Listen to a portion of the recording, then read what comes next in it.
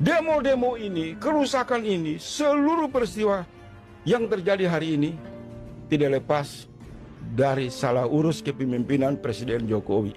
Maka esensinya kerusakan negara, kerusakan politik, kerusakan demokrasi, dalangnya adalah Jokowi. Menurut Saya saya 1 menit, Bu Irma. kalau Jangan dipotong dulu, Bu Irma. kalau Anda bilang saya Jokowi banget, saya bilang pembenci Jokowi banget. Saya nggak mau masuk di wilayah curhat. Nggak bisa itu juga. Saya bicara dalam Nggak konstruksi. boleh begitu, nggak bisa Dalam begitu, konstruksi Bos. kebijakan. Nggak bisa. Jadi, kita itu harus fair, ya. Kalau bisa bicara saya itu lanjut harus fair. sedikit aja? Tadi Anda ngomong, saya diam. Setengah menit. Nah, ketika saya ngomong ya Bisa sudah Pak, selesai. Bang, saya lanjut setengah menit dan saya Nggak bisa berhenti. begitu. Saya mau membuktikan. Nggak bisa. Anda sudah nyampaikan itu tadi di depan. Apa yang menjadi Jangan beban diulang-ulang Prabowo yang terus. disebut Jokowi. Jangan Itu diulang-ulang ya, terus. Saya mau lanjut ya. Anda hanya Contohnya, ingin mengadu domba antara hampir Jokowi dan Pak setiap- Prabowo. Itu Assalamualaikum warahmatullahi wabarakatuh. Selamat pagi buat sahabat-sahabat dimanapun juga berada. Lagi-lagi Faisal Assegaf ya, salah seorang pembenci akut Pak Jokowi hari ini betul-betul sudah sangat kebablasan sahabat. Bayangkan kalau dia menyomatkan bahwa Pak Jokowi itu adalah sampah, ini kan sangat kurang ajar. Nah, salah satu tabiat daripada imigran Yaman yang satu ini memang congor tidak bisa dijaga, dan bahkan bukan Pak Jokowi saja yang pernah dihina. Sekelas pendiri Nahdlatul Ulama saja Kiai Hasyim Asy'ari itu juga pernah dihina oleh bangsat yang satu ini. Cuma kita juga tidak mengerti ya sampai hari ini kenapa makhluk ini masih saja bebas berkeliaran, tidak dikerangkeng, padahal hinaan terhadap Kiai Hasyim Asy'ari, terhadap Gus Dur, dan kali ini terhadap Pak Jokowi ini sangat keterlaluan. Jadi kalau mau mencari provokatornya ya salah satunya sebenarnya saya spill ini namanya Faisal Assegaf.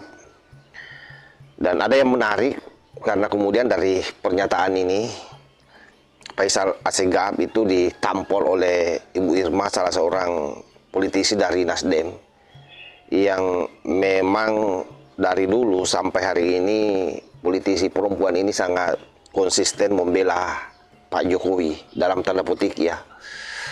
Nah, seperti apa videonya? Ini coba kita simak secara bersama-sama. Kami harus ditangkap, Hendro Priyono. Kamu berhenti untuk menipu publik dengan manuver-manuver politik dengan seolah-olah kamu satu jenderal senior, mantan intelijen yang hebat. Kamu nggak dihitung. Demo-demo ini, kerusakan ini, seluruh peristiwa yang terjadi hari ini tidak lepas dari salah urus kepemimpinan Presiden Jokowi. Maka esensinya kerusakan negara, kerusakan politik, kerusakan demokrasi, dalangnya adalah Jokowi. Kalau semua pandangan mengatakan sumber masalah bukan di luar kekuasaan, tapi ada di meja Presiden.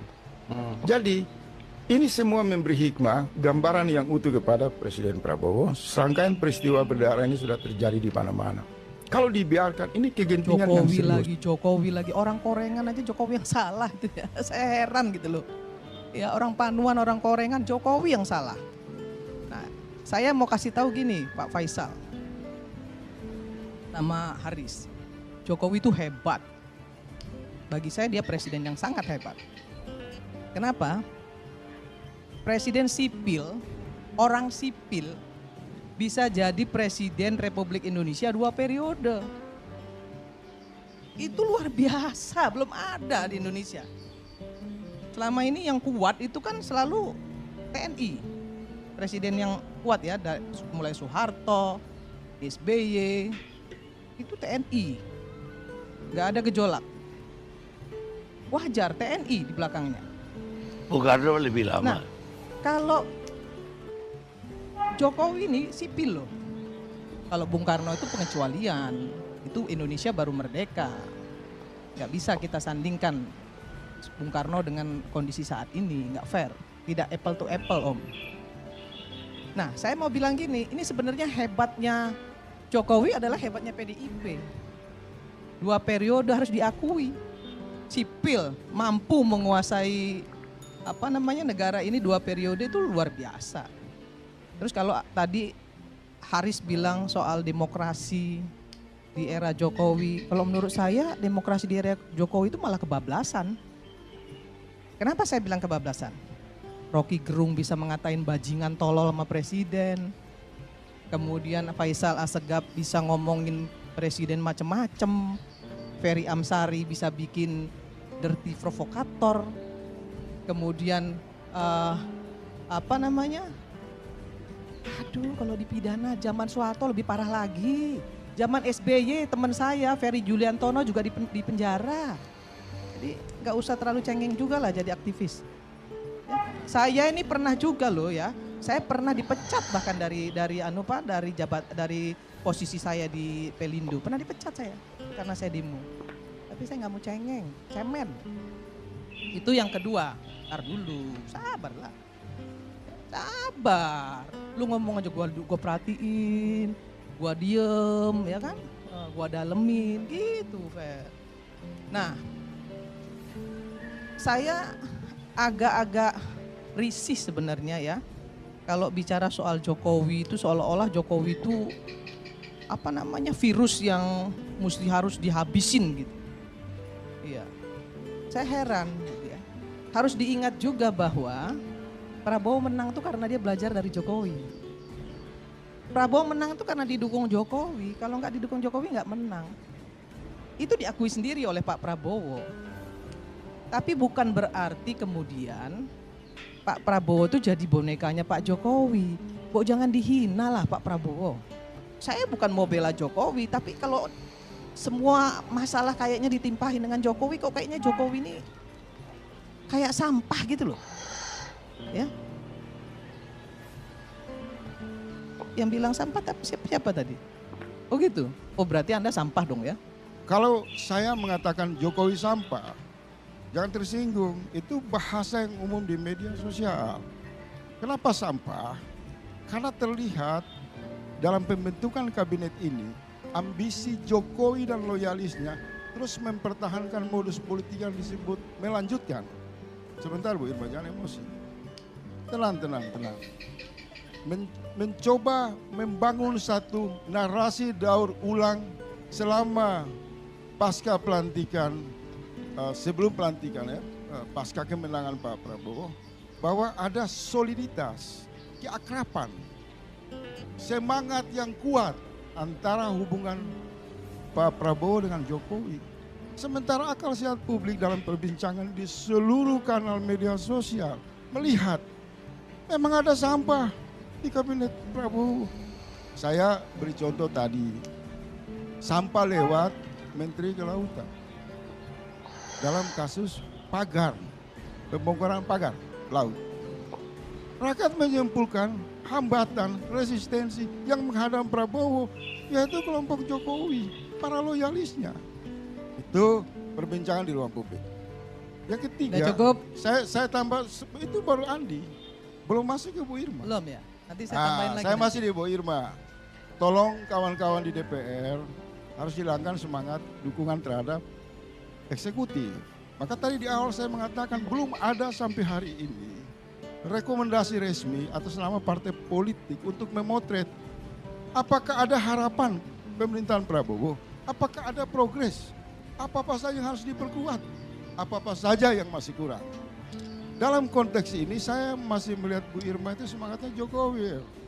Kalau dalam trias politik, peran DPR itu harus mengeluarkan data. Data secara objektif mengatakan bahwa kabinet Bapak Prabowo ini harus dievaluasi secara serius. Misal, saya mau kasih contoh. Ada sebentar Bu Irma, izin saya berbicara. Misal, indikasi hambatan yang paling mengganggu Prabowo misal di bidang keamanan. Tadi kan itu sudah Anda sampaikan. Satu-satu. Kan Anda tanya sampah, kan saya harus Tadi jelaskan sampah. Menurut saya gini, saya 1 menit Bu Irma, kalau jangan dipotong dulu Bu Irma. Kalau Anda bilang saya Jokowi banget, Anda saya bilang pembenci Jokowi banget. Saya nggak mau masuk di wilayah curhat. Nggak bisa itu juga. Saya bicara dalam nggak konstruksi. boleh begitu, nggak bisa begitu dalam konstruksi Bos. kebijakan. Nggak bisa. Jadi, kita itu harus fair ya. Kalau bisa bicara saya itu lanjut harus fair. sedikit aja? Tadi Anda ngomong saya diam. Setengah menit. Nah ketika saya ngomong ya Bisa sudah Pak, selesai. Bang, saya lanjut setengah menit dan saya Nggak bisa berhenti. begitu. Saya mau membuktikan. Nggak bisa. Anda sudah nyampaikan itu tadi di depan.